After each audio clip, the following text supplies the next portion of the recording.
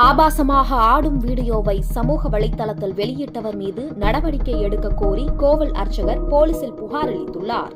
ஸ்ரீவில்லிபுத்தூர் இந்து சமய அறநிலையத்துறை நிர்வாகத்திற்குட்பட்ட பெரிய மாரியம்மன் கோவிலில் 28 ஆண்டுகளுக்கு பின் ஜூலை 2ஆம் தேதி கும்பாபிஷேகம் நடைபெற உள்ளது. இதற்காக கடந்த 16ஆம் தேதி முகூர்த்த கால் நடப்பட்டு கும்பாபிஷேக பணிகள் நடைபெற்று வருகிறது.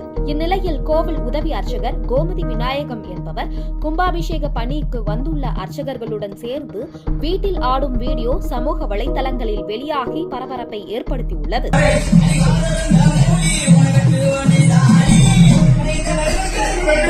இதனைத் தொடர்ந்து இந்து முன்னணி சார்பில் கோவை நிர்வாகிகளிடம் புகார் மனு அளிக்கப்பட்டது. புகாரின் பேரில் கோவில் தக்காரும் ஆண்டாள் கோவில் செயல் அலுவலருமான சக்கரையம்மாள், தற்காலிக அர்ச்சகர்கள் கோமதி விநாயகம், வினோத், கணேசன் ஆகிய மூவரையும் கோவிலுக்குள் வரக்கூடாது என எச்சரித்து எழுதி வாங்கியுள்ளனர்.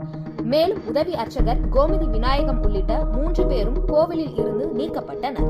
இந்த நிலையில் அர்ச்சகர்கள் 3 பேர் மீதும் ஸ்ரீவில்லிபுத்தூர் நகர காவல்துறையினர் வழக்கு பதிவு செய்து விசாரணை மேற்கொண்டு வருகின்றனர்.